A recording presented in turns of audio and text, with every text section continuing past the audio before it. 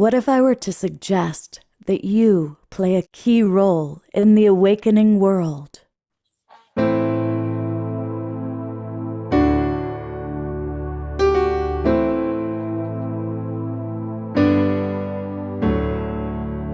that you are watching this because you have heard the call.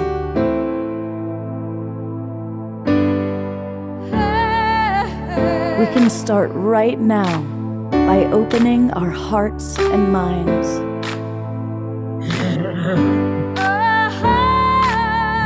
Welcome to the awakening world.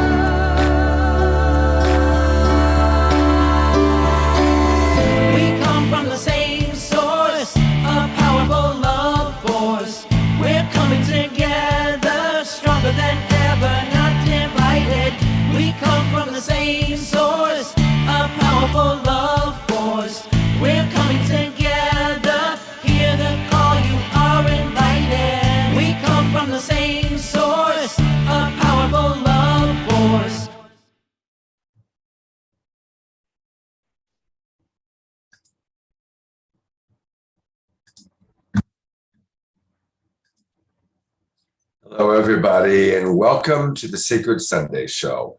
I'm Love Coach Scott Katamas, and we are going to ask for the technology gods to smile upon us because I'm having internet issues, and one of our absolute beloved members and today's presenters is also having internet issues. So hopefully everything will work out okay, and if not, be patient with us.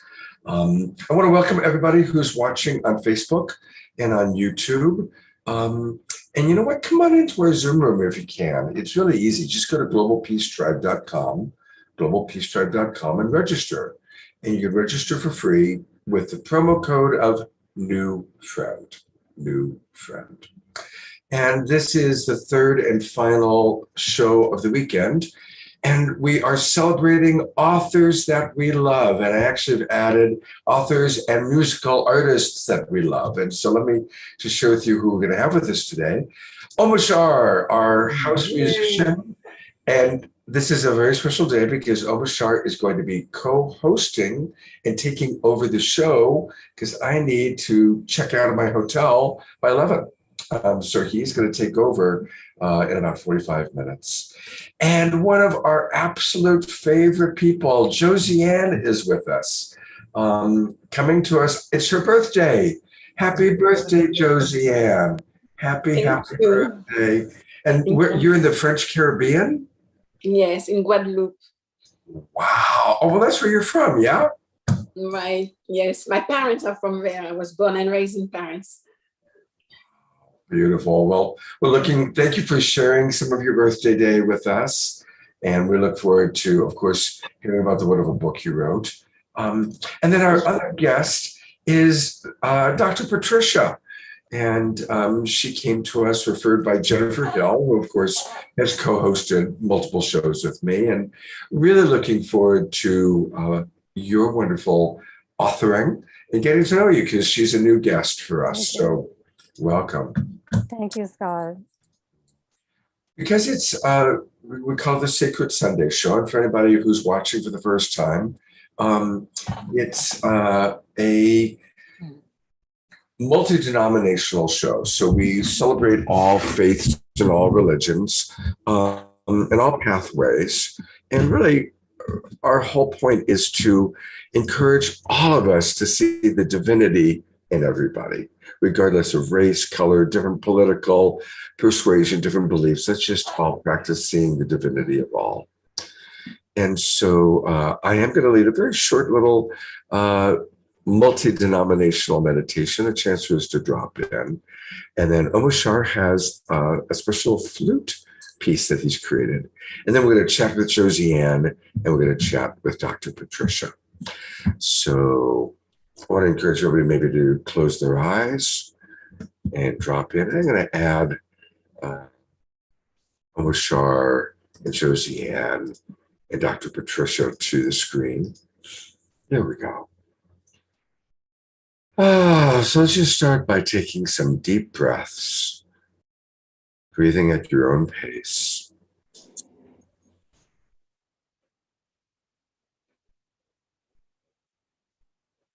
Just let the sound of my voice gently guide you.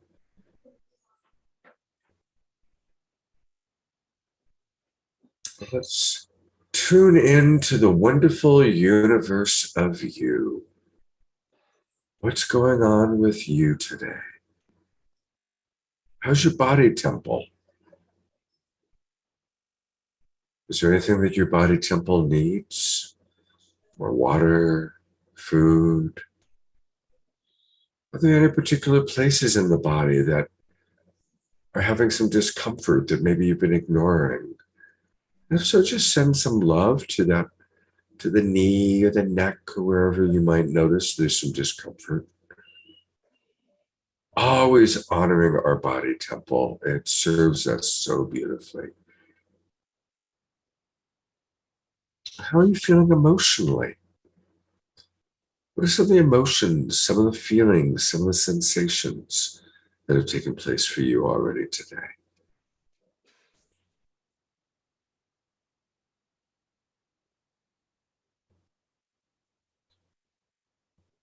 And what makes your day or your life sacred? What's something that you do or something that you experience that brings a greater awareness of divinity, a greater awareness of that which has many names: God, higher self, source, life? Just tuning into that for a moment.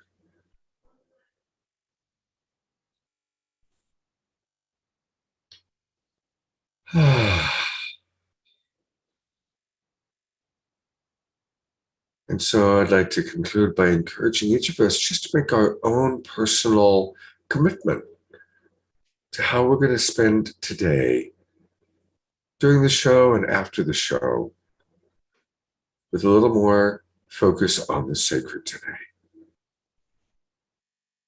When you're ready, opening your eyes, and there's Omashar and Josie Ann, and I need to actually change her name so that we see her proper name. And Dr. Patricia.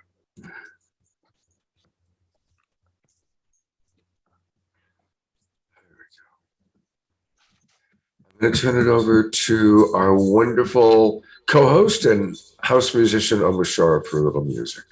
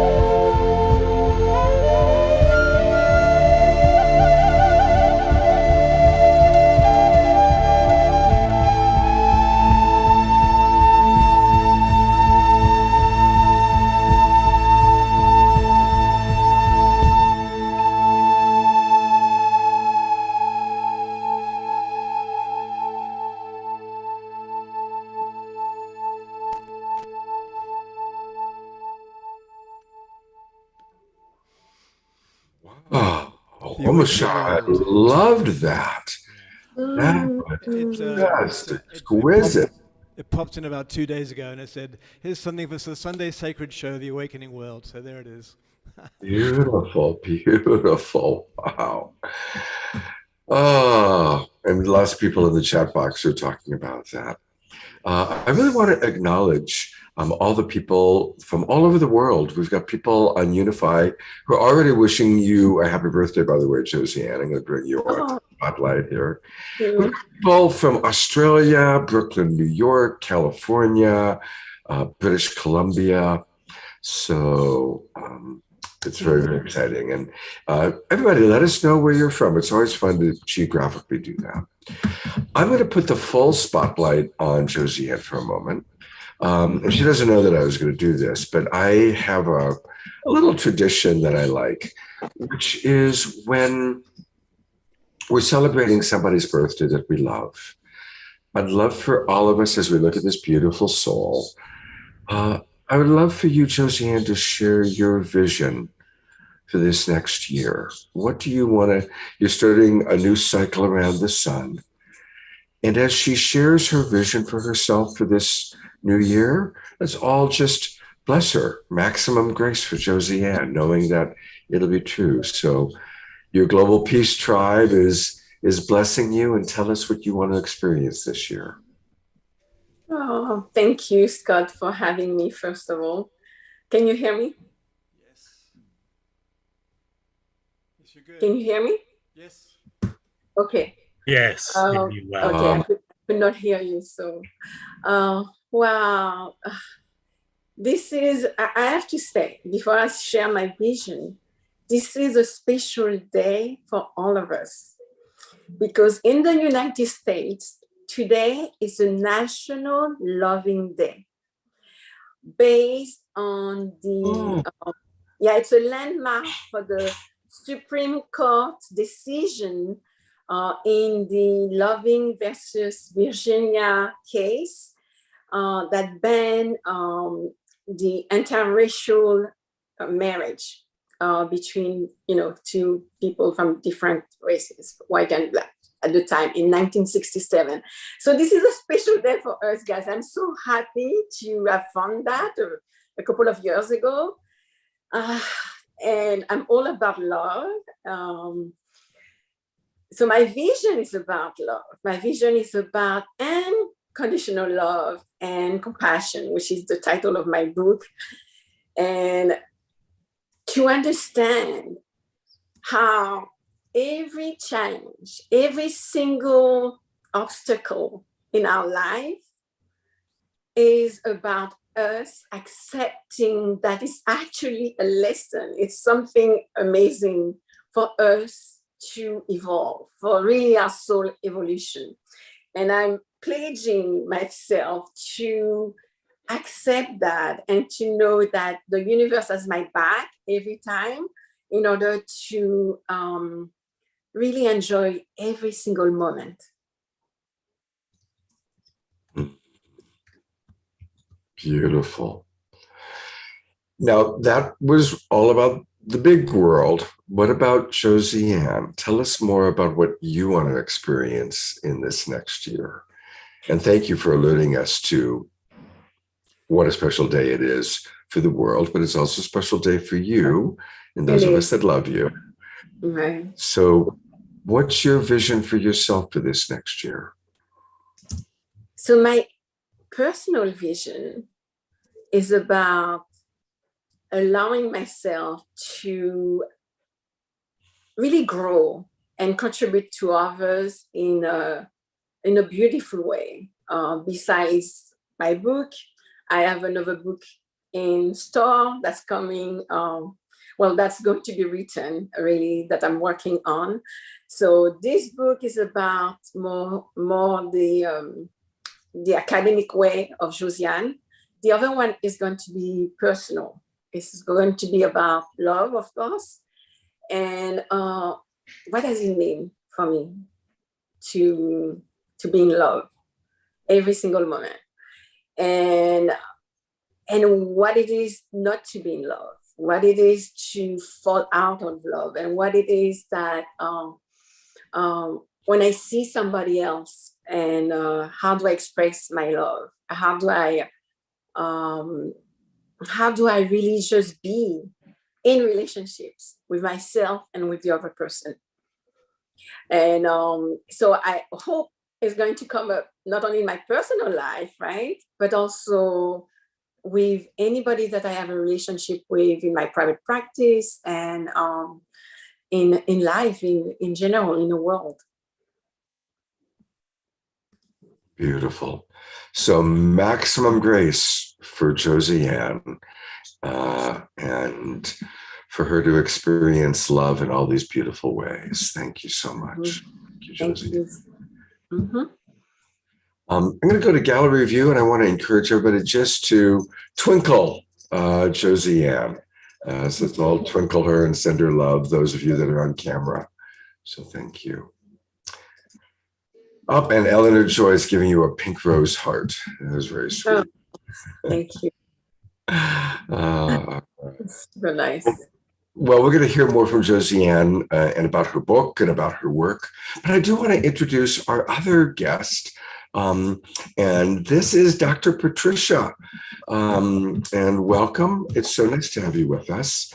And just to share a little bit, she's truly a pioneer in the synthesis of science, holistic health, and contemporary spirituality.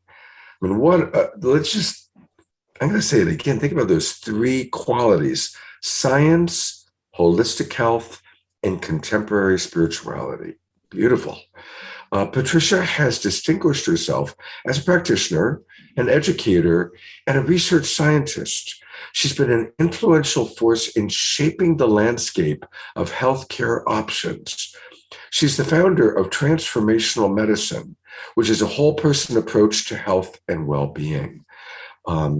So thank you so much for your work in the world, and tell us a little bit more about you and your work, and how maybe we can apply it to our lives. First of all, thank you, Scott. Again, I'm truly honored to be here with you, to be invited as a guest, to be with all of these wonderful people. So thank you. And thank you also for that very generous introduction. My pleasure. It's great to have you here. Thank you. Well, about me and my work. I didn't always get it. I didn't always get what I get now, and what my book is about and what my work is about.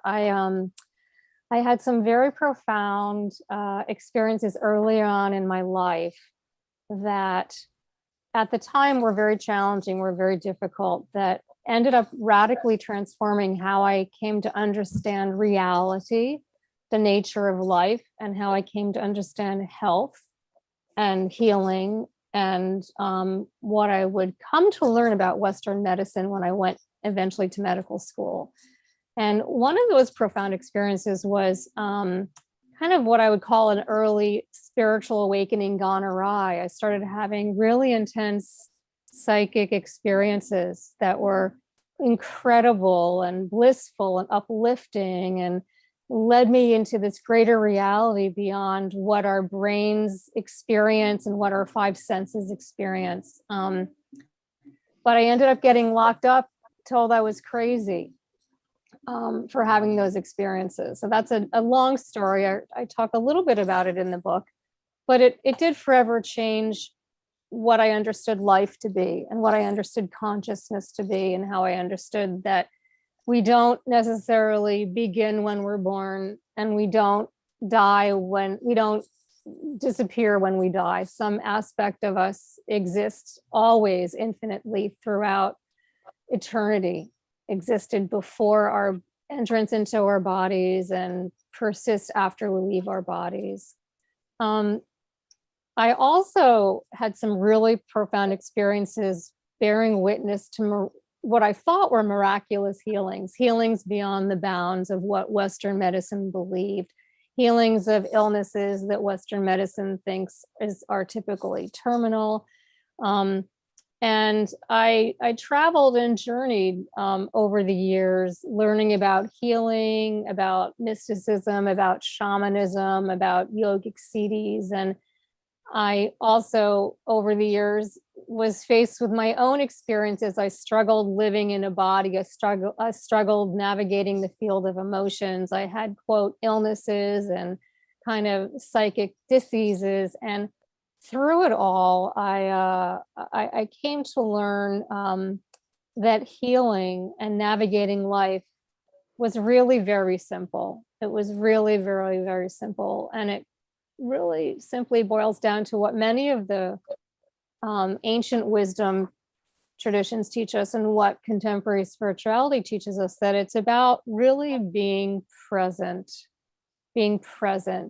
with what is, no matter what that is. And it took me years to get that. And even being present with dis-ease and being present and surrendering to disease. And it's by being present with what is that we can shift what is. And I think I should stop right there. I've been talking a little bit longer than I thought I would. It was a longer response to a short question. So hope that was a little helpful. I'm really appreciating what you shared and the trauma of having a spiritual awakening and then being judged for it as opposed to supported for it. That really shook me up as I imagined that experience. And I'm imagining that probably because you went through that, that's why you have maybe gone into always wanting to make sure that people get the proper support for what's going on with them. Would that be accurate? Oh, yes, most definitely. And I ended up doing a little bit of training in psychiatry. I'm not a psychiatrist. When we travel through medical school, and this was before medical school, when we travel through medical school, we rotate through all the different specialties. So when I rotated and did some training in psychiatry, I could appreciate that somebody who was hearing voices or seeing imaginary beings that others couldn't see wasn't crazy. It was a very important aspect of their personal experience. So absolutely, yes, but especially with regards to the field of feelings or the field of emotions, with navigating just being human in a body. And that's something that unfortunately Western medicine has lost touch with. We used to be aligned with the ancient roots. Hippocrates even said it is more important to know the person that has the disease than the disease the person has.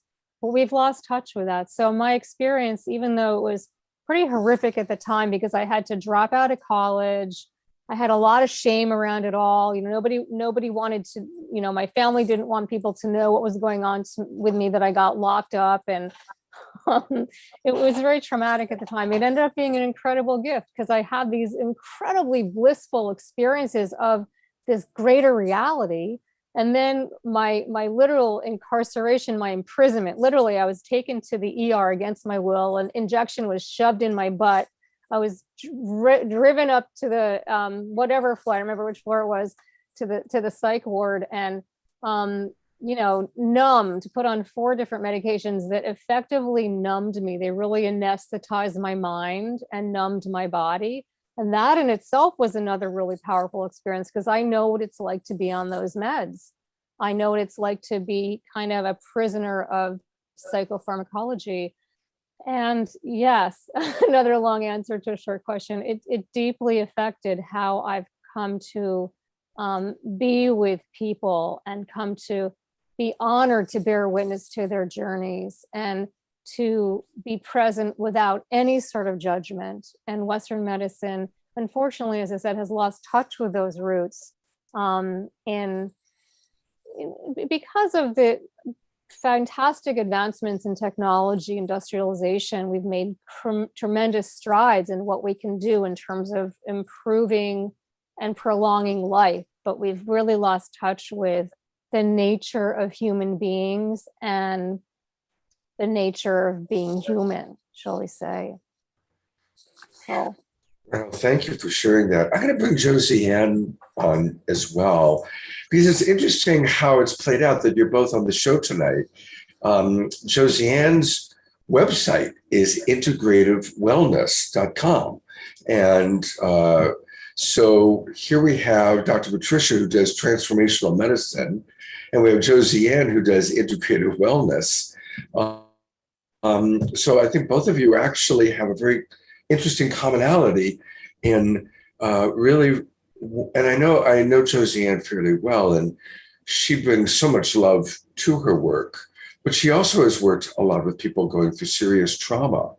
And there's, so here we have these two wonderful women that are angels, earth angels out of the world, helping people going through trauma. So, Josiane, what comes up for you as you hear Dr. Patricia's story?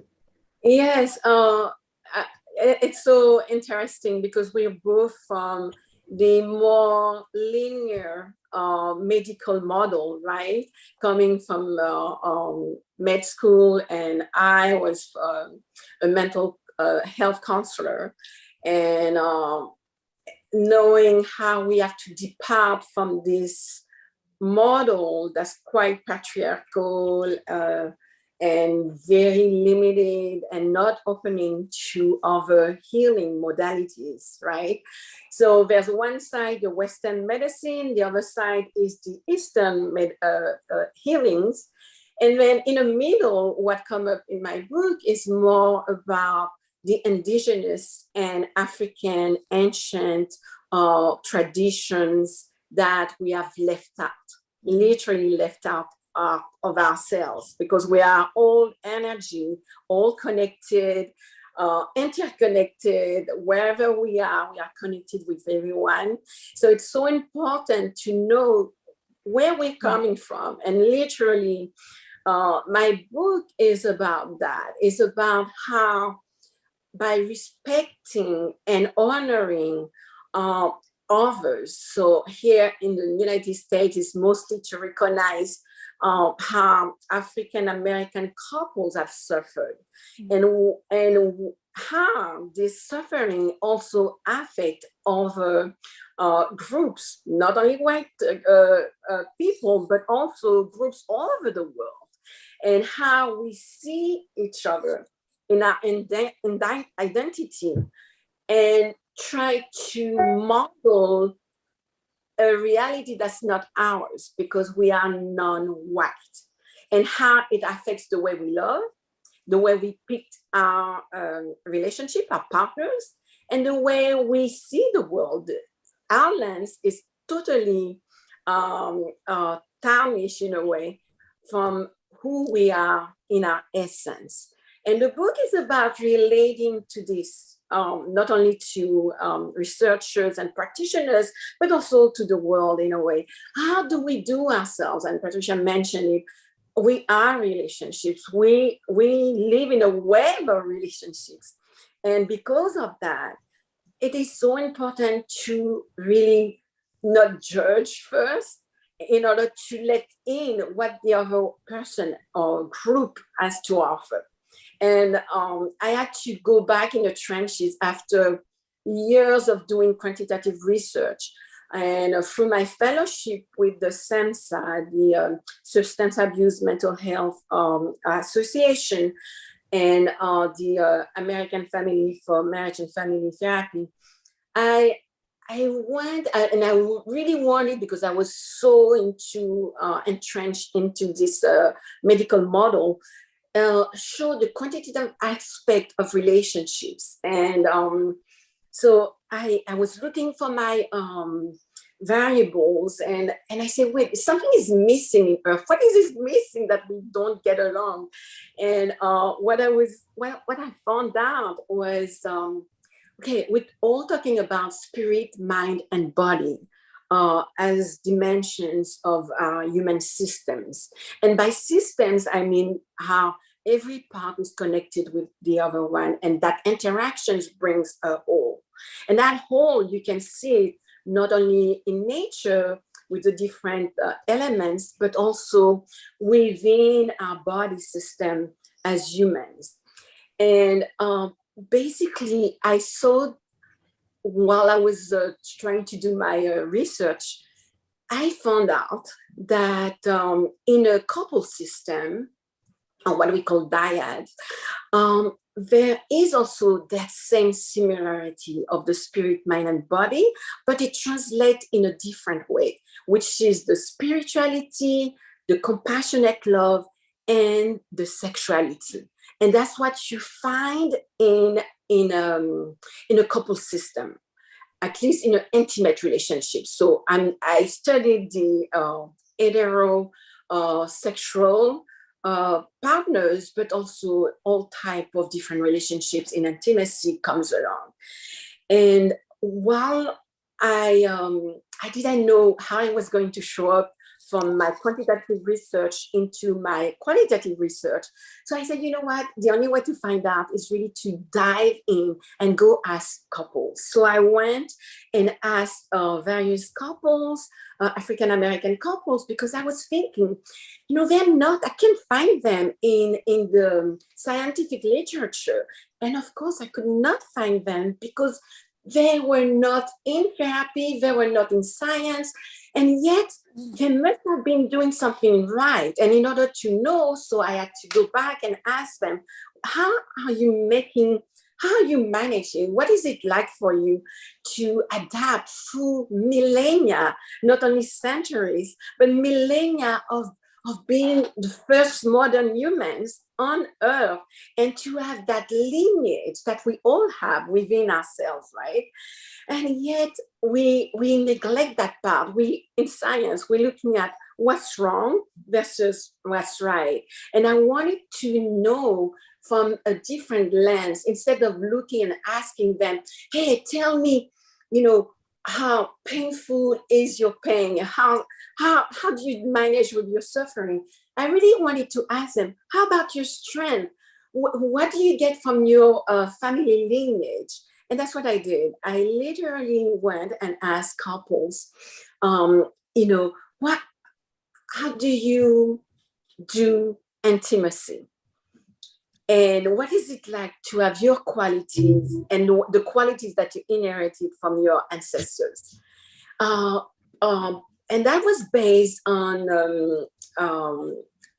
Judith Lando. She made she's a physician. She used to be a psychiatrist, and she became a family marriage and a family therapist. And she noticed that in case of mass trauma, people actually recover fairly quickly if they can also stay connected to their past, and then internalize these stories of the past in order to change and transform their trauma in order to have a better future. And that's what I did. I asked the couple, so what is it like? And they started talking about how they saw themselves through the eyes of their ancestors. And they went back not 1, 2, 3 generations, but 4, 5 generations or longer. And they were seeing themselves imbued with these super qualities. And it was so beautiful because they didn't expect my question. They expected me asking them, what's wrong with you guys? And I was like, hey, we're going to bypass that in order not to what we call bounce back, you know, when you're going through trauma. And trauma means injury or wound, right? It's a Greek root. And but it's part of life. You know, a branch could be broken or could be hurt and then come back. Why? Because there's sun, because there are different elements coming back to give you another fresh air, breath of air. And it's the same for us. When I asked them that question, they realized how it was so important for them to be connected to that past. And in that past were literally the diamonds, the gems that trickle down into their reality in the present moment. And Patricia mentioned how it's all about being present. Yes, and they were presencing. Their presence helped me being present with them. And really, my presence, I had to suspend everything in order to hear what they have to say and not to change it because of my learning that medical model and to see the brilliance of their adaptation strategies. So I was able to capture through the interviews some very necessary strategies that they shared with me. And one of them, the first one that I got, was how they respected themselves. Every single partner was able to understand it was my partner and my relationship, which is so important. And it's part of the book actually that I have here. And I forgot to mention the title, which is Compassionate Love in Intimate Relationships. And there's a long subtitle, which is the integration process of sexual mastery, racism, and resilience.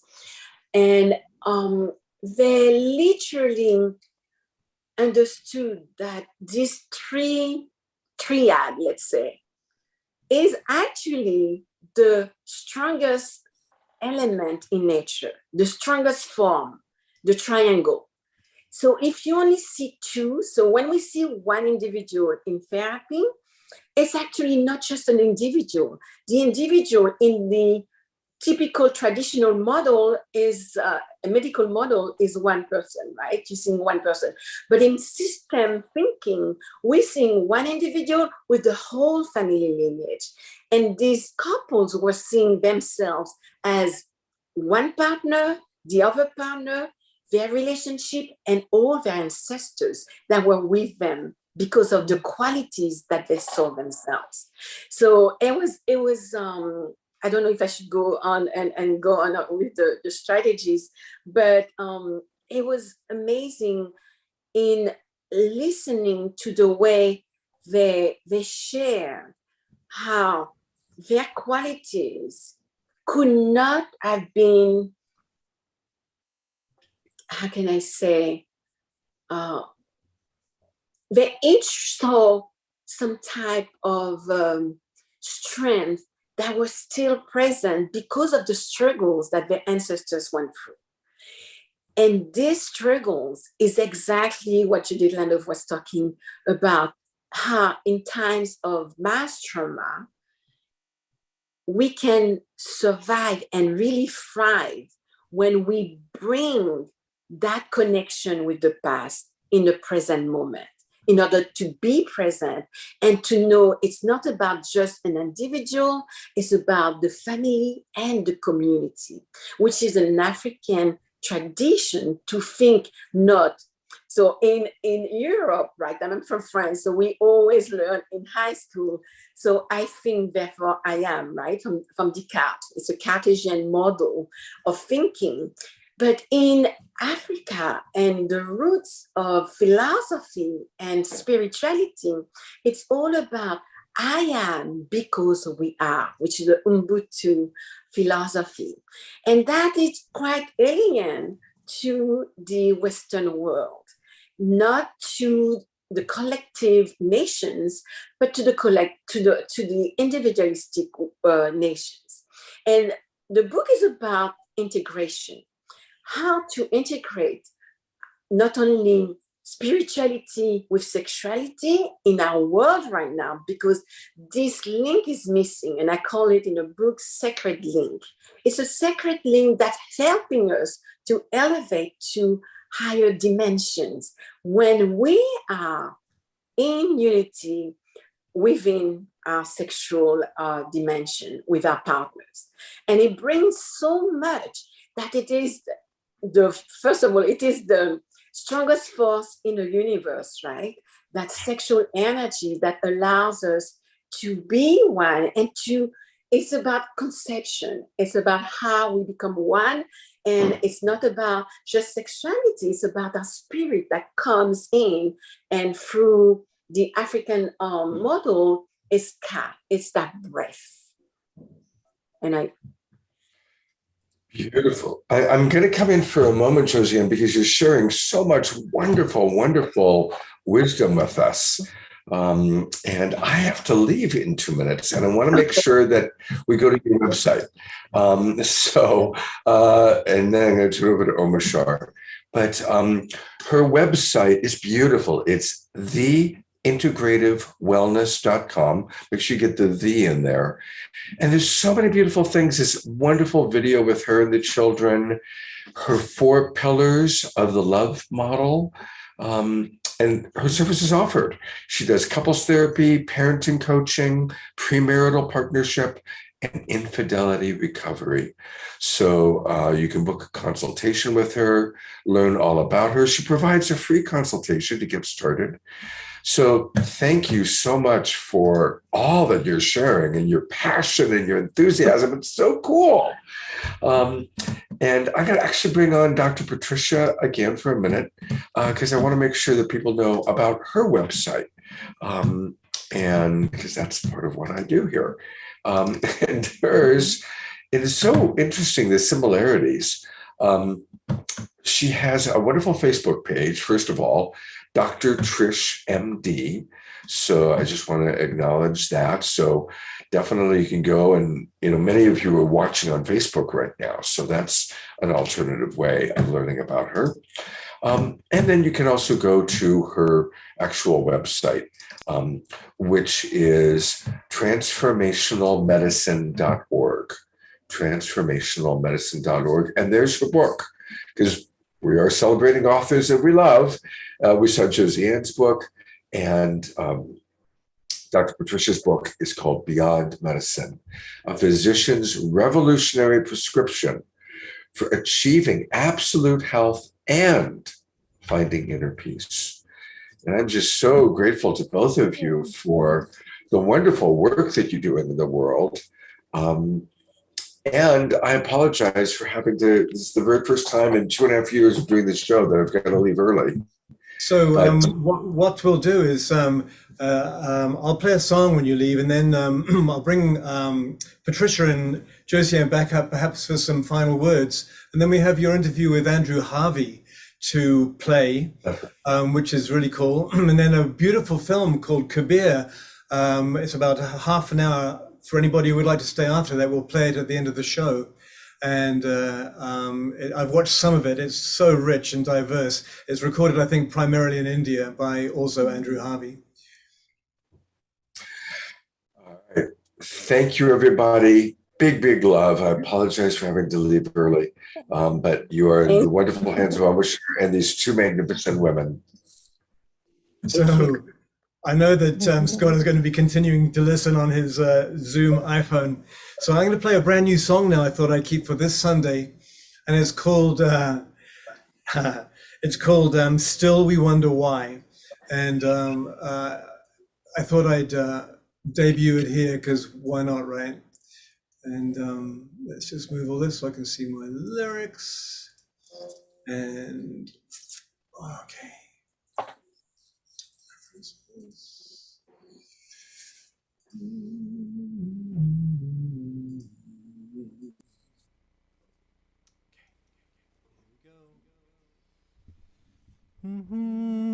So deep breath. Sacred Sunday. Scott is off to a Soul Play Festival plus a grief and counseling session before. So still we wonder why. Beautiful.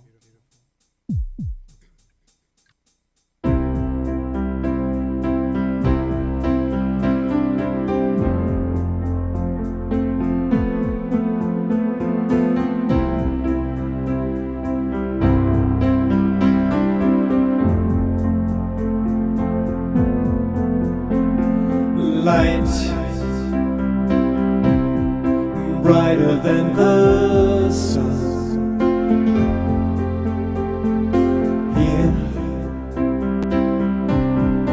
Here where life is one. All the past falls like rain into the soil of future dreams.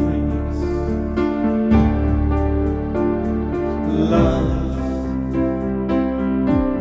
the footprint in the sand,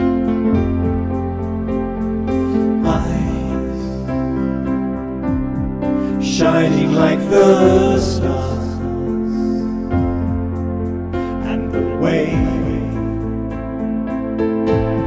is suddenly so clear,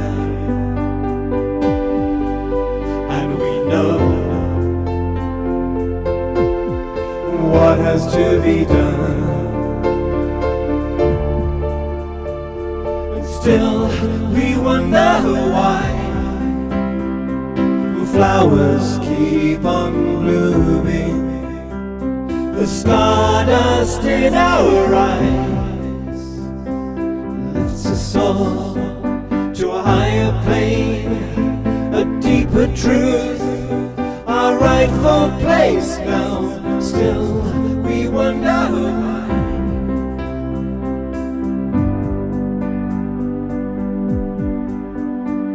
And life, a promise to fulfill. Now a vision is revealed, and the blessing of who we really are can be felt throughout our world. And still we wonder why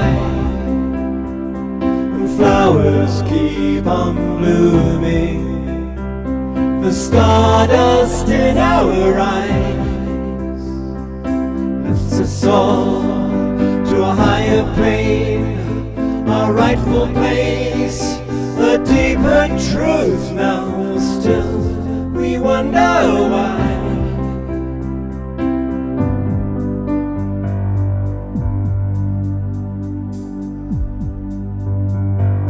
Life, a promise to fulfill. Now a vision is revealed, and still we wonder why.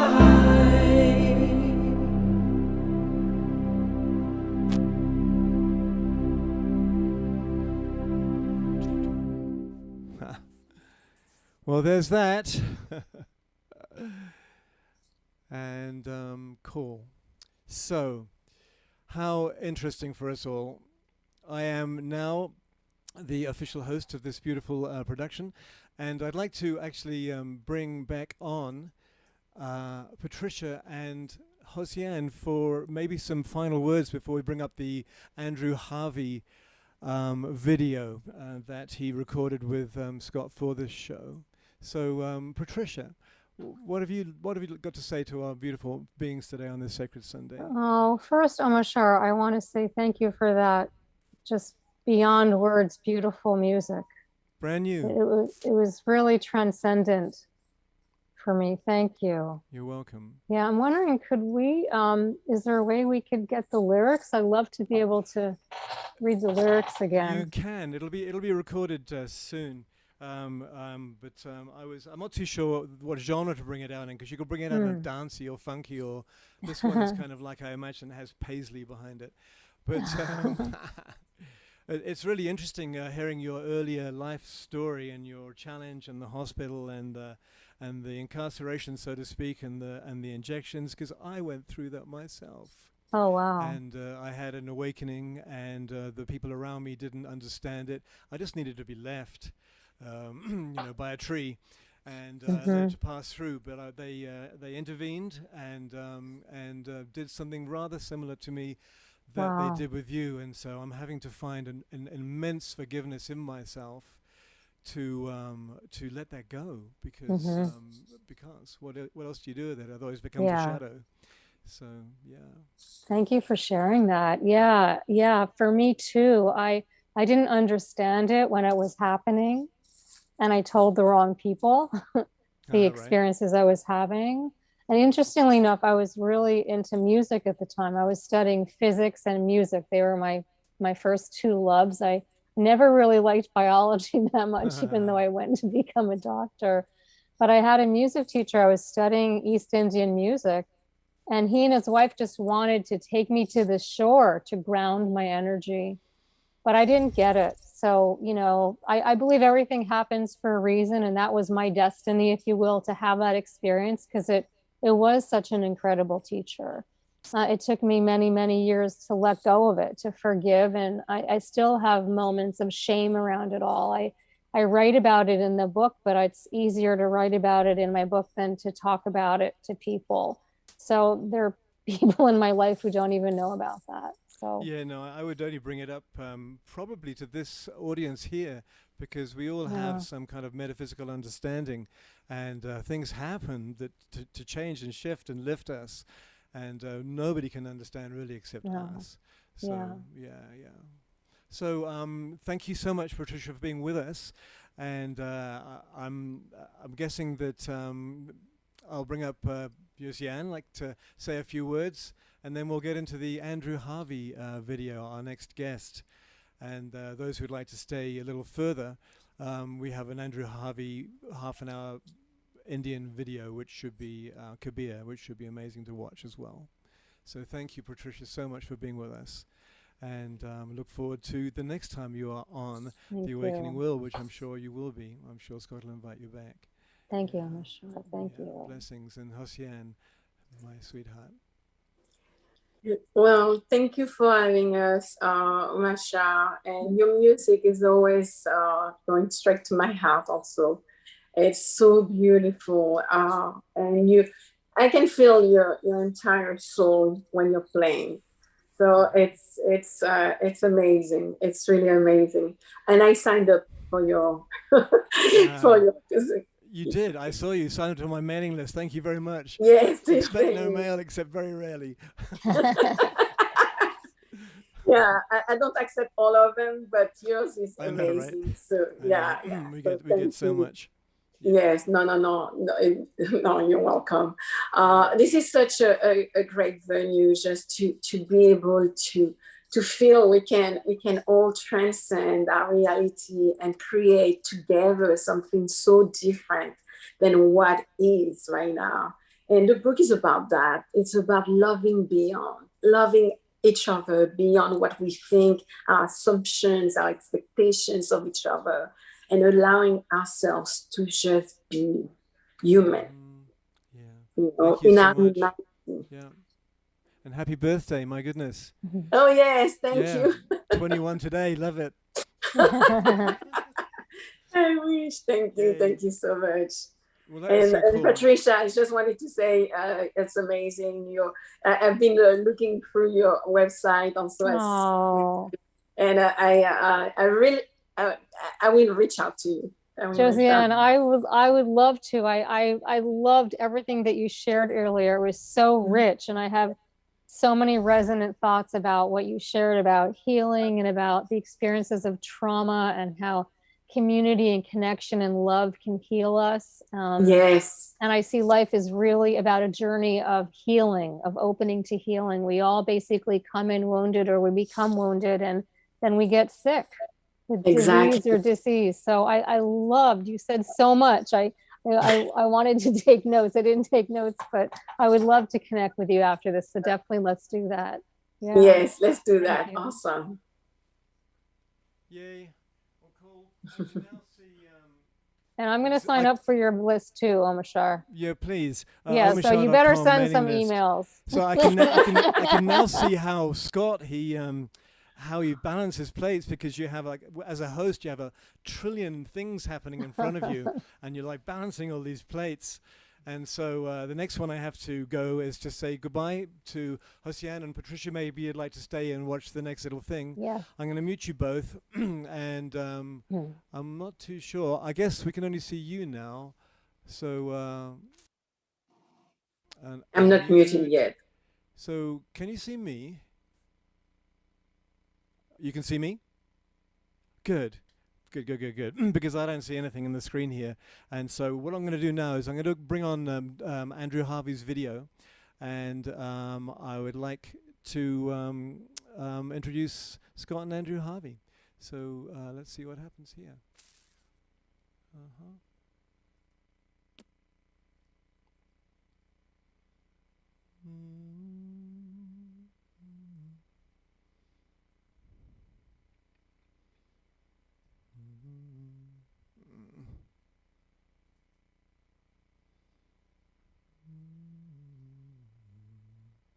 There it is.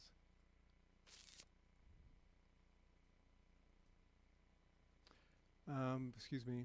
Here we go.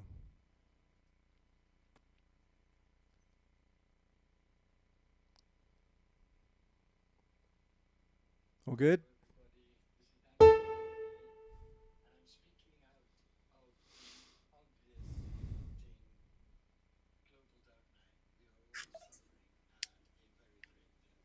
We can hear it. You cannot hear? There's no audio.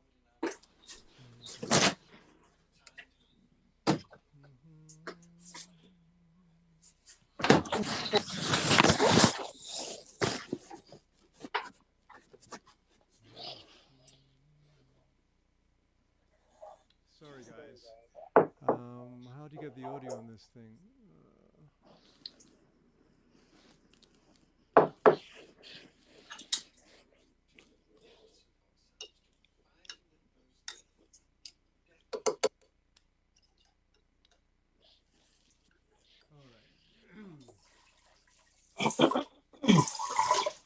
Sorry, guys. How do you get the audio on this thing?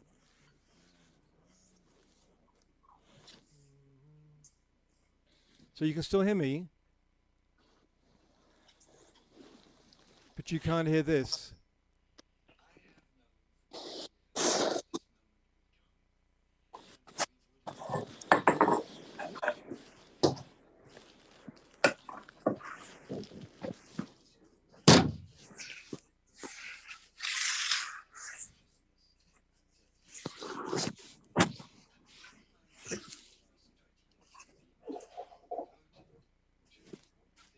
Just reading what Chrysalis wrote in the chat. She wrote, thank you, Chrysalis. When you first share the screen, you have to go to advanced settings and click share audio. Right. I don't know if that's helpful, possibly. Well, I got on share screen.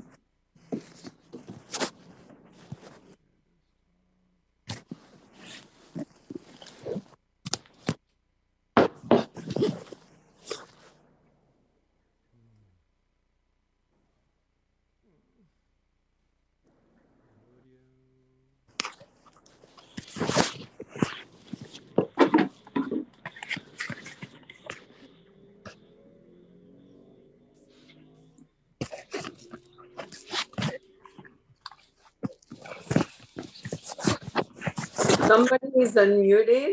Can you guys mute yourself, please? Thank you.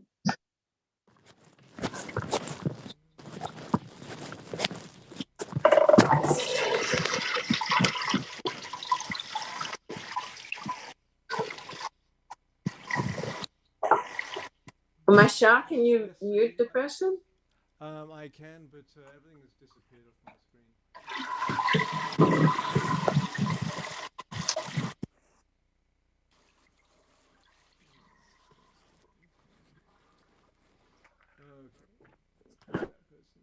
Sorry You about this, might- guys. It's just It's life. okay. I was about to say you can play more music. I could. Or we can talk more between You Patricia can talk and more I. if you like. I'm just going to try this once more. It's very embarrassing, but there it is. So we're going to go there. I'm going to bring it here.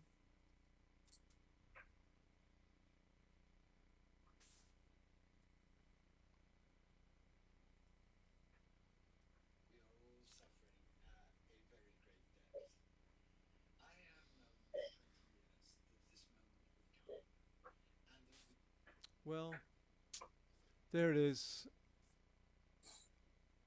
I don't see that this is going to work.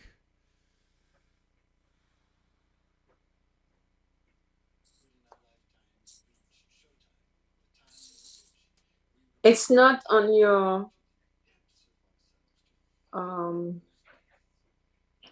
Zoom, maybe. I'm looking on that.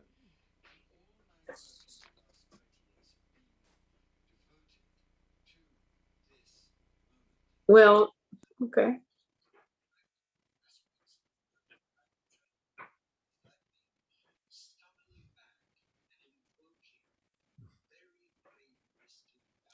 Darn it.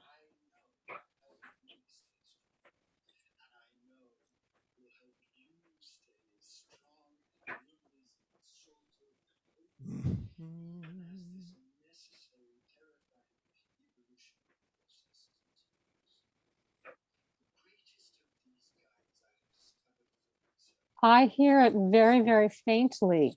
You do? Right. Yes. Does anybody else? Yes. It's just very low. And somebody, Nancy wrote to everybody. She said, I remember Harvey's sound was turned off. Keep playing. It'll come back on in as solid minute. So I do hear him now, but it's so low. It's hard for me to make out what he's saying. You know what? It might be. Yes.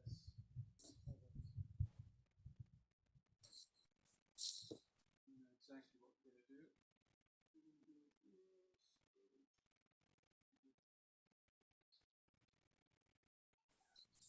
We're just going to try something.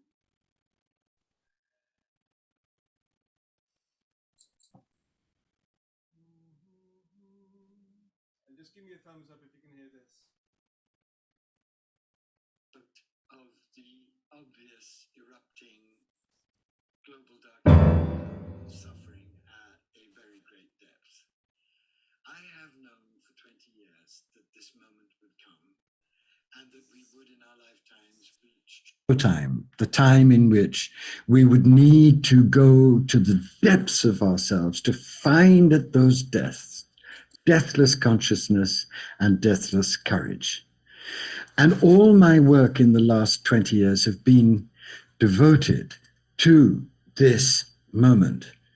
And one of the most important, I believe, aspects of the work that I've been trying to do is that I've been summoning back and invoking the very great mystic guides that I know have helped me stay strong, and I know will help you stay strong and luminous and exalted and hopeful, even as this necessary, terrifying evolutionary process continues.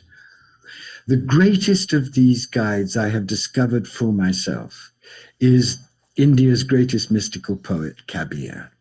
Kabir lived in the 15th century, woke up to the knowledge that we were in Kali Yuga, knew that Kali Yuga would take us to this desperate moment, but knew something that I am begging you to align with at the deepest level of your whole being, knew that the birth canal of a new humanity is a devastating dark night, and knew that if we could align ourselves with the severity of this process, we would be born into a new divine humanity. For me, this is the key to everything. This is the key to the work I do. This is the key to the true meaning of sacred activism. And this is the key to getting through this horrific time with calm, with faith, with focus, with passion, with compassion, knowing that we are in the throes of a process we cannot control, but knowing that the destined, ordained goal of this process is not the annihilation of the human race, but the birth of a new human race, what I call an engoldened human race, a transfigured human race, a divine human race. There is no greater guide to this tremendous ordeal and birth process than Kabir, who lived it in his own life as a pioneer of this new divine humanity. And I have just produced a book for all of you for this moment called Engoldenment, with these three unbelievably happy Kabiris sitting on a stone steps in Benares. It's called Engoldenment, A Year with Kabir, and it is a Kabir poem for every day of the year, so that every single day you can get an injection of the wisdom that knows the truth about our time, our process. I cannot tell you how much Kabir has meant to me and continues to mean to me, and how overjoyed I am that I live to be able to give to all sincere seekers everywhere this greatest of all the prophet mystics, this greatest revolutionary of evolution, Kabir. So what I'm going to do is just read you 4 very inspiring, exalted poems about the new human, the new divine human, the engoldened divine human that we are in the middle of birthing in this agony. Please listen, and please keep this vibrant, rich, holy ideal alive in your heart mind, because you'll find that if you do, with Kabir's help, you'll be able to go through the inevitable pain, the inevitable suffering that in any birthing process always involves. Don't be frightened of the suffering. It's not the suffering of the end, it's the suffering of the birth.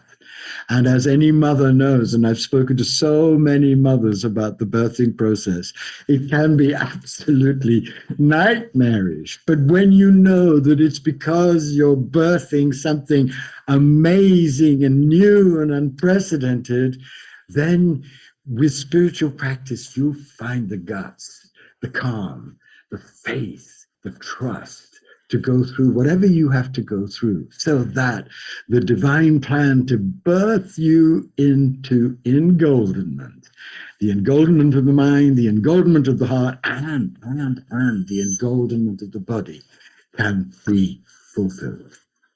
But don't believe me, I might be on track. Believe the greatest poet the world has seen with Rumi. The greatest. This is awesome.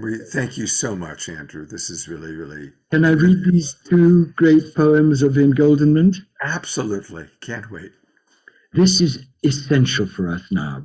Kabir is the oxygen of our survival with grace through the dark night. And if you want, and I beg you to want it, not because I want to buy property in Malibu, I'm perfectly happy with my tiny condo, but because I want you to have the help that he's given me. And I know that what in my life has happened is that Rumi came first to prepare me, to soften me up, to receive Kabir. And that's what's been happening in the global stage. We've had this wonderful Rumi Renaissance, which has opened so many people to the divine beloved. And now, at our moment of terrible danger, Kabir's voice is coming in to give us the skinny in the most fierce and glorious way. So for the price of a rather mediocre breakfast, if you order engoldenment from Amazon, you can have Kabir for life, for this period, for all that we're about to go through, and he will keep you steady and strong as he has kept me. And God knows it's been hard, but I've had him in me and around me, sustaining me.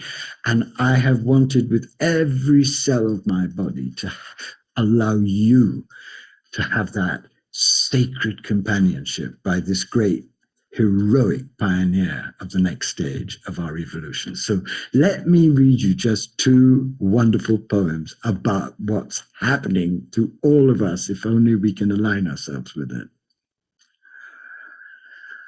This is December 8th and December 9th. When lies and deceit ran out of my body's house, I realized the Lord in all his splendor. Rain came down in torrents. After the wild storm, torrents of divine love drenched me, body and soul. Then, O Kabir, the sun soared out, the sun of glory, the sun of realization, and darkness dissolved forever. That's what's happening. The lies and deceits are being squeezed out in this horrible process of the body of humanity, so that this great torrential blessing can descend on those who've prepared themselves for it so that they can leap into the arms of the beloved and be in golden. And when you are in golden, or the process beginning of engoldenment, you will understand this poem, because this is the poem when someone gets that they're being utterly transfigured by the miracle of the beloved's grace. And you'll notice that in the first line, he says, conch, gong, trumpet, and that's the sound of an Indian temple. And what he's talking about is the moment when you realize that all the suffering and all the pain and all the horror have led not to the end, but to an unimaginable blessing of being in golden in heart, mind, soul, and body, remade, reborn, renewed. We need this like we need oxygen. It's the truth. And we need to make that truth adamantine in our souls so that we Absolutely. can. Absolutely. This is for you, Scott. It's for everyone listening. It's for all human beings. And it's especially for the work that you do with such heroic courage every weekend, offering ways through, offering modalities, offering practices, offering different voices for people to claim their spirit. People like you are midwives in this great birth, and I bow to you for all that you give me in your love and loyalty, but all you give all beings. So I'm dedicating this in the name of Kabir to you. Thank you so much. Conch, gong, trumpet, hear them thrilling through the divine palace of your body, as at last, at long last, you merge with your eternal husband.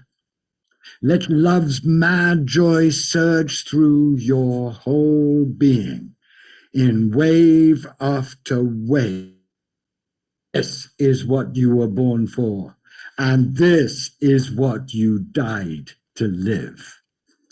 This is what we are now dying to be able to be empty enough, humbled enough, reverent enough, loving enough, hungry and needful enough to be able to receive the torrential golden grace that is pouring down upon us to transfigure us. This is not something I believe. This is something I know. This is something I know of this process through the grace of Kabir. And I know that if you can truly align yourself with this in whatever way is most natural to you, on whatever path you are on, with the help of Kabir as a massive infusion of grace and energy, nothing will be impossible for us, even in these seemingly impossible times. It always gets the very darkest and most grueling before the impossible possible dawn. So never, ever, ever lose hope. This is the time to give our whole being to the mystery of the birth of a new humanity. Andrew, as always, thank you so much. And I, of course, want to take people to Amazon. You can see where I bought it myself on December 9th, just before the last time I spoke with you. It is a beautiful book. Many of our people who bought it when we shared have talked about how amazing it is. But for people who missed it after you've just heard Andrew's beautiful, passionate plea for us to drop into this wisdom at a time that we need it. And Andrew, who's been if I was Jeff Bezos, which I'm not, unfortunately, I would just buy this book and give it to every single human being over the age of 18. Because the one thing that I know you know this about Scott, about Kabir, is that he's so simple. He honed it down. And he spoke in the street language of his time. He was a poor Muslim weaver. He was a blue-collar guy who happened to be divinely transfigured. And that's his genius. He speaks to everyone so nakedly, simply, fiercely, clearly, lovingly, that Anyone can get it. So whatever path you are on, turn to this tremendous clarion trumpet voice of your own deepest possibility. Why waste the greatest guide we've ever had at the moment when we need that guidance like oxygen? Please, please don't miss Kabir. Andrew, thank you so much for your passion, your wisdom, and always directing our tribe, our great global peace tribe, towards the truth and the wisdom that we need. Thank you so much. Thank you, my darling. Thank you. It's my honor and joy, as you can imagine.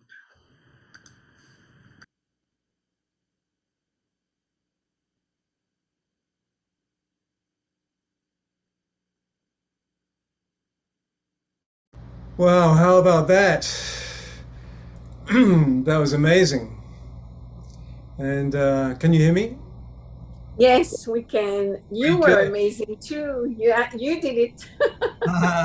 But how phenomenal it was. Andrew Harvey, I have an even deeper respect for him now. And I felt it because in my life, I know it's true what he just said about everything being squeezed out of the system, out of the matrix, that it is not truth, it is not the greatest light. And I find that in myself, it's manifesting like I need a huge purge in my body. Because every day I do my best to stay centered, because I'm really on the path right now, and you know, the glorious golden light is coming in. We do have to prepare ourselves, and there's that. Yeah. Yeah, and it brings the idea that I gathered from the couples, which is everything is conception. Everything is really, I will say, it's immaculate conception. And when we allow ourselves to die and to come back into a new birth, that's what comes up into our connectedness with each other. And it's so important to know that, not to be afraid. Even if you're afraid, actually, just go through it. That's the only way to have that rebirth and to create something amazing that we all, you know, can share with mindfulness. Exactly. And so, where are we now in time? It's there's no time, is there? 12:20. So, Andrew Harvey has prepared this beautiful movie called Kabir. It's 35 minutes in length. And when we complete here, let's have a quick chat with Patricia. Then I'll play the movie. And if you want to watch it, please stay and watch it. And we'll close up afterwards. But of course, if you don't want to, you can watch the replay, which should be out on Monday or Tuesday, depending on Scott's schedule. So what do you have to say, Patricia, perhaps about what Andrew Harvey just presented? Oh, gee, Mashar. You know, it's such a reflection of what we forget when we come in. We forget that we're all one. Mm-hmm. We forget that we are all one and that we are love. And you know, it's my own personal experience, my own personal journey, that healing is about coming to remember our essential nature. And our essential nature is peace. And our essential nature as love is love. As trite and as that may sound, it really is peace. Our essential nature is absolute peace.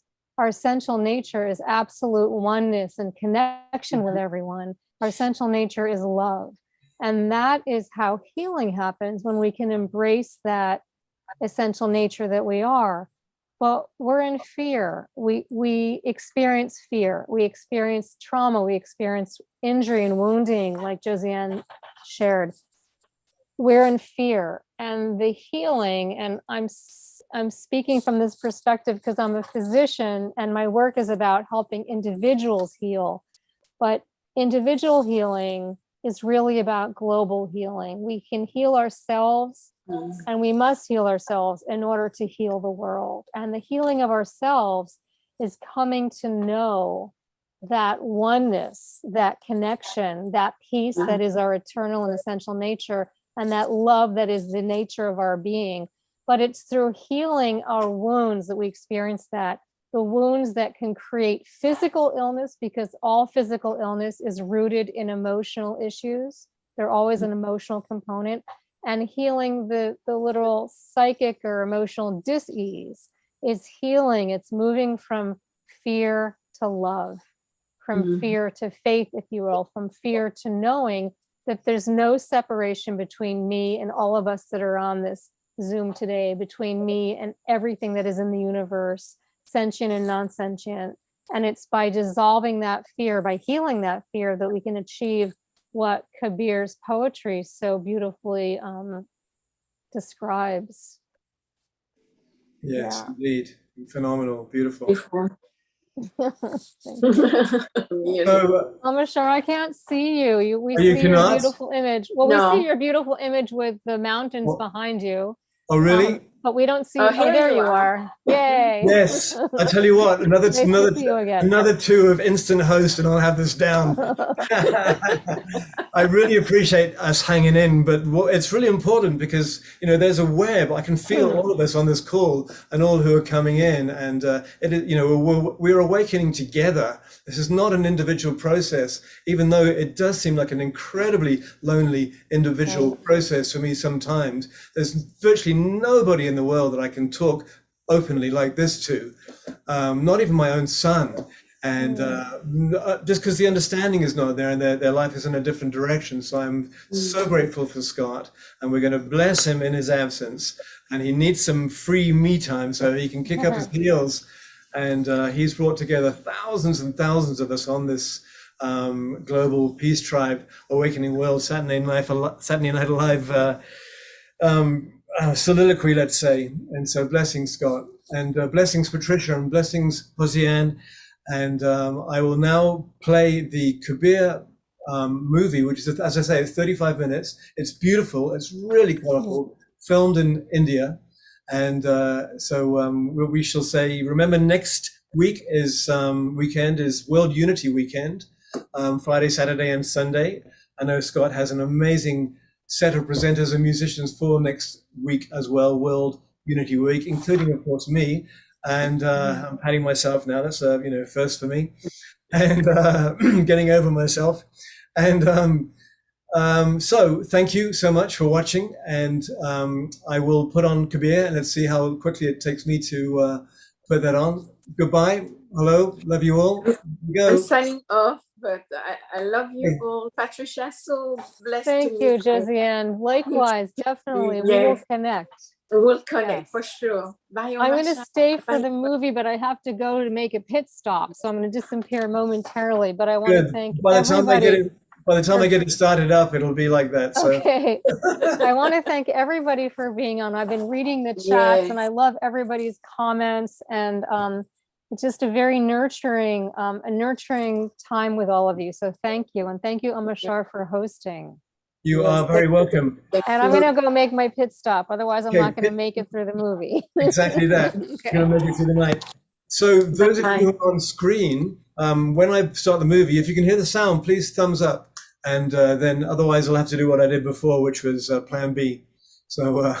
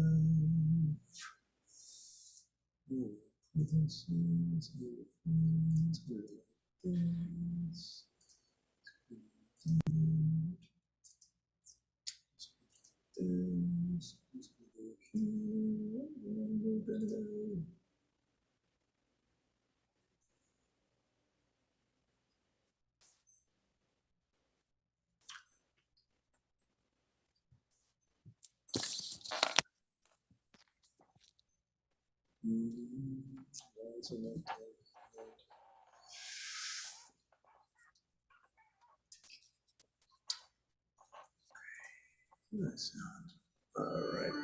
Oh.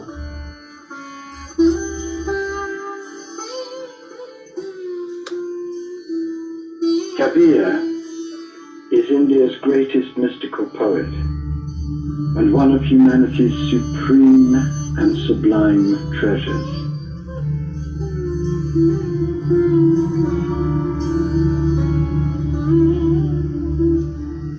His teachings are for everyone. In one of his famous couplets he says, Kabir stands in the open marketplace and seeks the welfare of all human beings. He is neither friend nor enemy to anyone.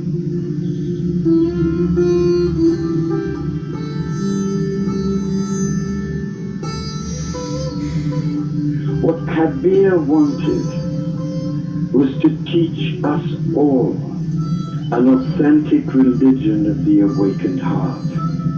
He wanted to turn us all from the empty ritualism and dangerous dogmatic squabbles of religion, and to show all of us the inner path that leads to union with the divine and the transfiguration of human into divine life, where we will all experience what he means when he says, I am neither a Hindu, nor a Muslim, nor a Buddhist, nor a Christian. I am a puppet made of the 5 elements, in which the mysterious one lives.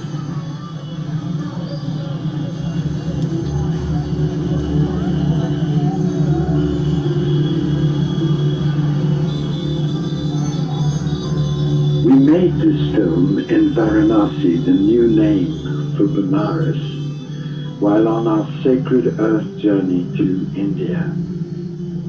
We don't really know when Kabir was born, but we know he was born to a poor Muslim weaver family and lived in Benares as a weaver himself until the very end of his life. We know that he died in 1518. We know that he woke up to the glory of his identity with the divine early in his life and continued to live as a weaver, pouring out hundreds of mystical poems to lead others to God.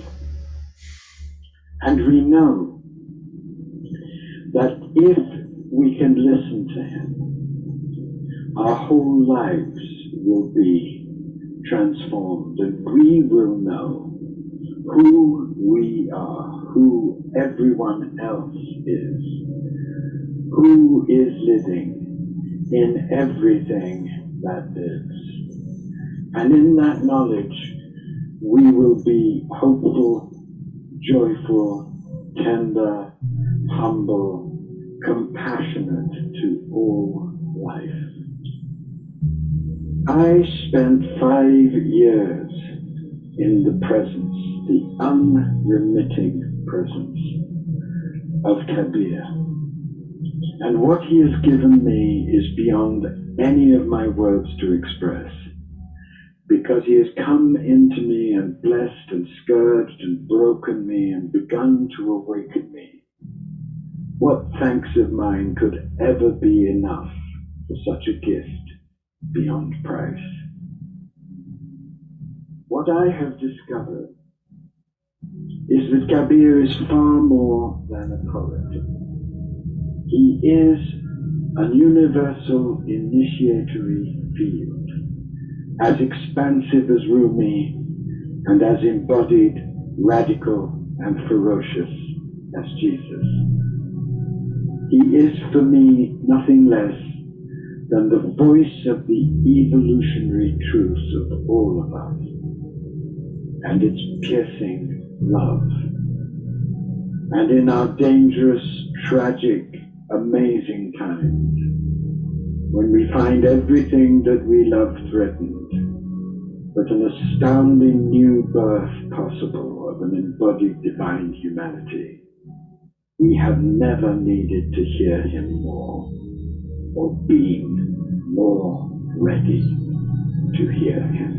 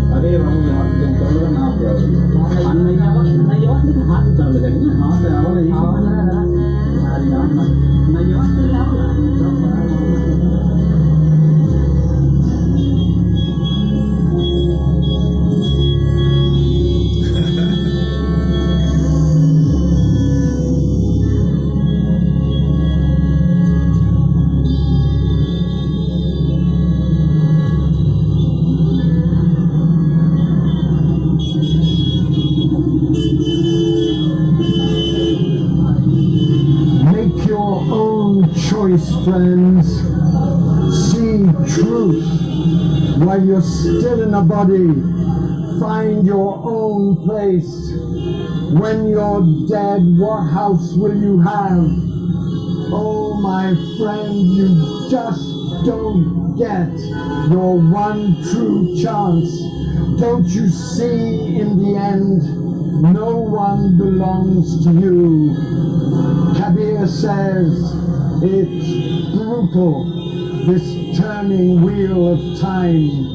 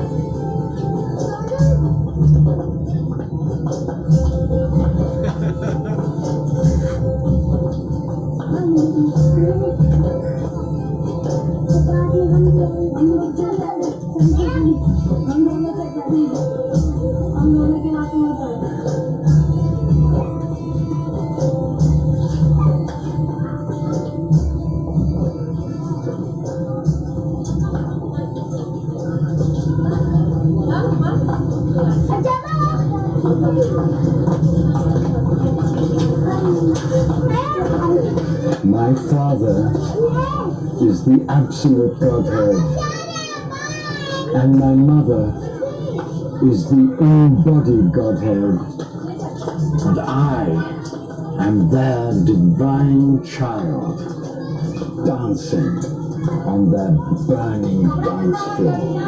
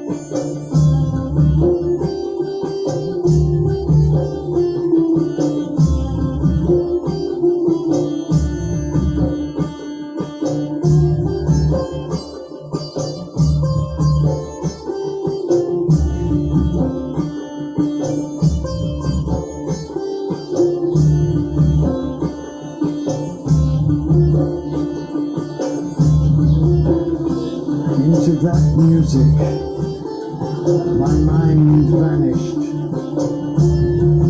absorbed in his feet, all grief dissolved. From the essence word of chord, and on it the swan rises and soars free. On emptiness mountain, cymbals shimmer, nectar rains down, drops of love. Kabir says, Seeker, listen, hear, each taste brings bliss.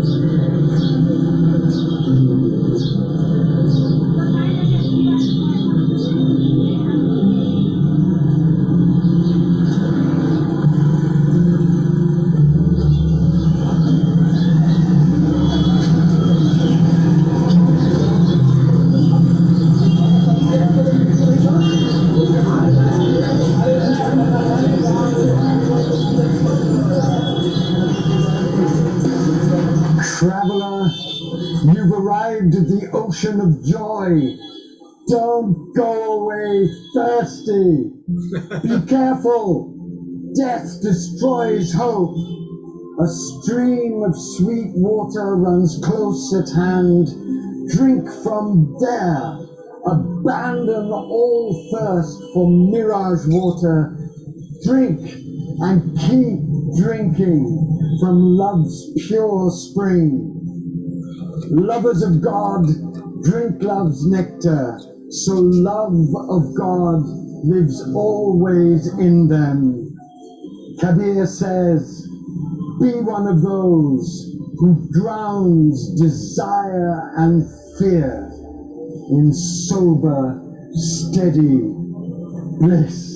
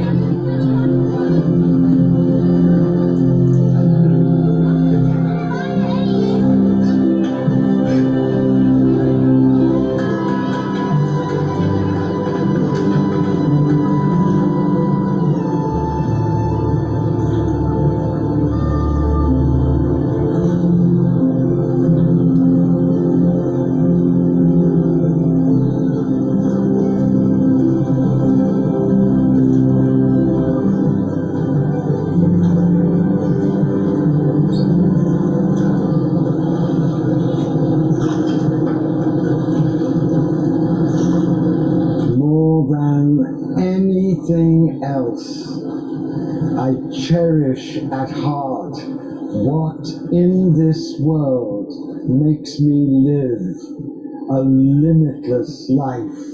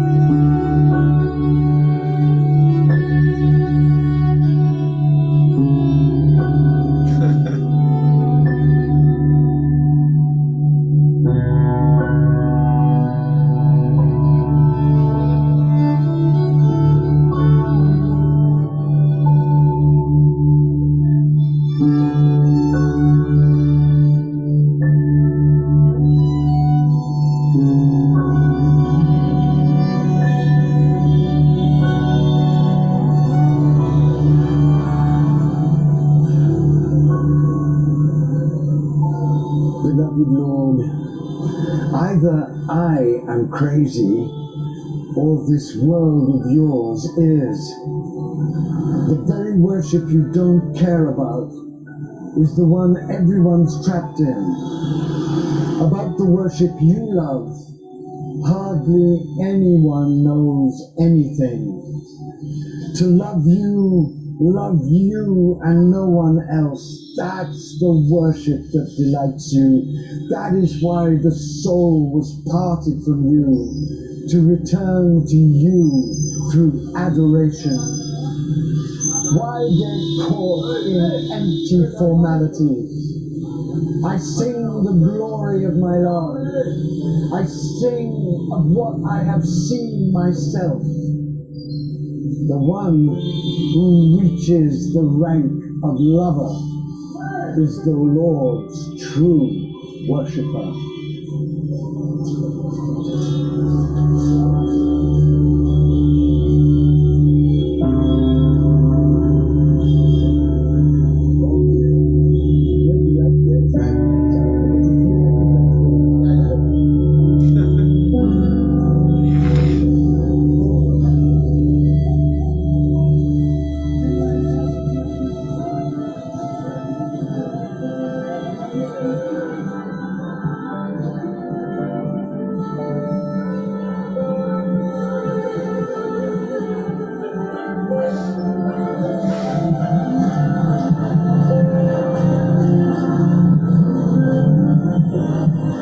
What is always soaring free from any dogma, any concept, cannot itself be realized by someone who isn't free. Hunger for the fruits of action, you end up the slave of bondage. The one who says God's name day and night, night and day, will come to know with God's knowledge, see with God's eyes, live in God's freedom.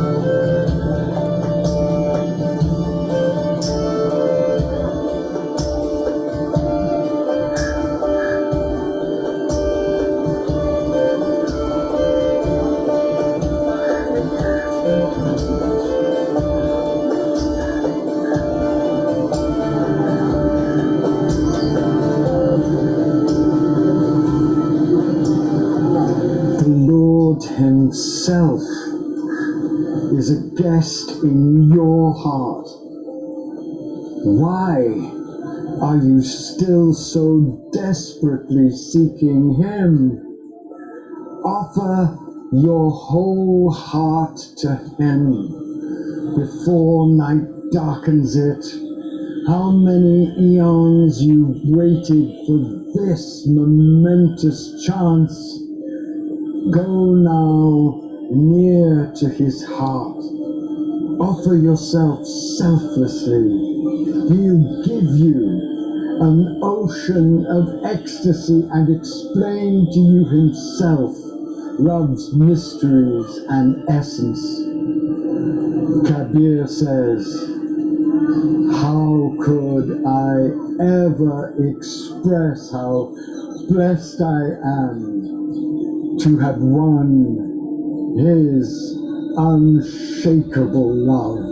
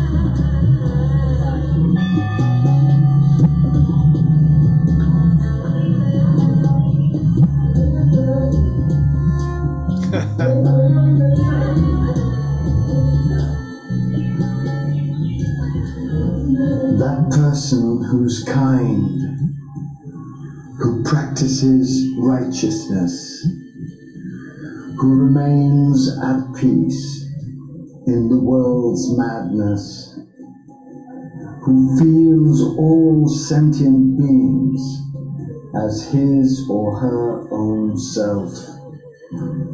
This person attains the deathless one and is accompanied always by the true God.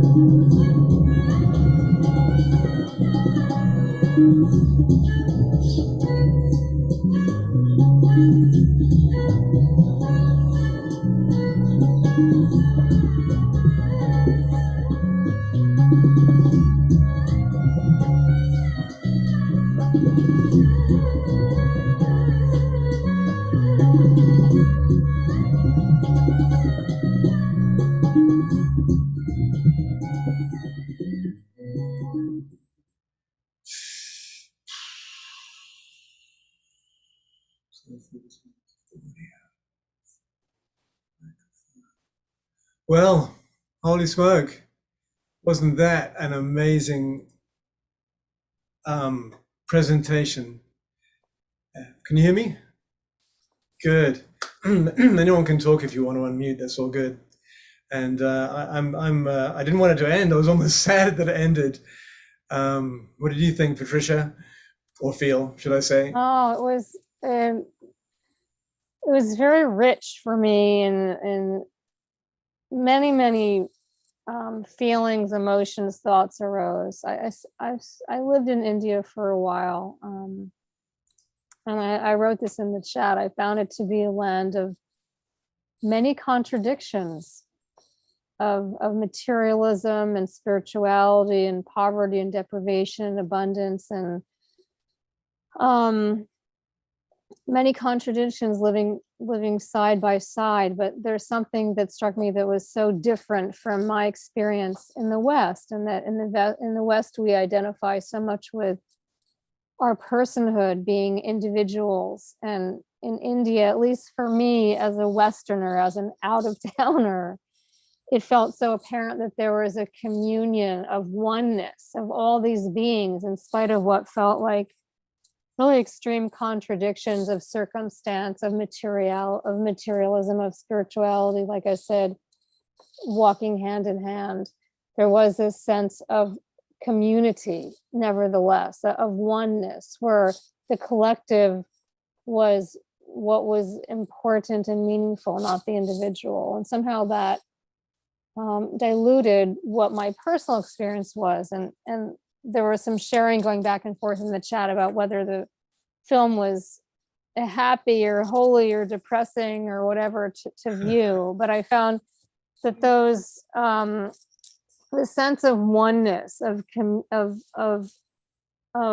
community, kind of dissolved all of that. And at least my experience of India, as opposed to my experience of being a Westerner, where we're so focused on the individual person rather than the collective. Right. Yeah, it's travel which has blown all my stereotypes as well. I spent I've been to India 4 or maybe 5 times, but at least 4. First time I went there, I hated it. I thought, this is madness. I'm never coming back again. And then I got invited back again, and then it became, I love it. I love the diversity so much. And exactly that, it strips away any way of working in the world, and you realize that it is all interconnected, and it's working as one sovereign organism. It's beautiful. And so thank you, Andrew Harvey. And I'm going to wrap us up now. It's I'm in Colorado. It's 4 minutes past 1. And thank you so much, all of us, for remaining on this call, because it's been a long one. But I love these Sacred Sunday mornings. They touch me to the core. I lived in Hawaii for many years. I was the music director for the Unity Church of Kauai, and so this is kind of my not church. I want to use a different word than that, but kind of my church on a Sunday. And so please, thank you so much, Patricia. Thank you, Hosianne. Thank you, Scott. I hope you're enjoying getting your shaking your booty at the Soul Play this afternoon. And please join us next week for the Week of Unity culmination show. So Friday, Saturday, Sunday, the shows again, 7:30 Friday night, Pacific Standard Time. Thank you so much. Blessings. I love you all. And I know that is a mutual feeling for us here. Yes, Nancy. Awesome. And thank you for, I don't know, just surfing with me with all the learning process that I've been through today. So blessings.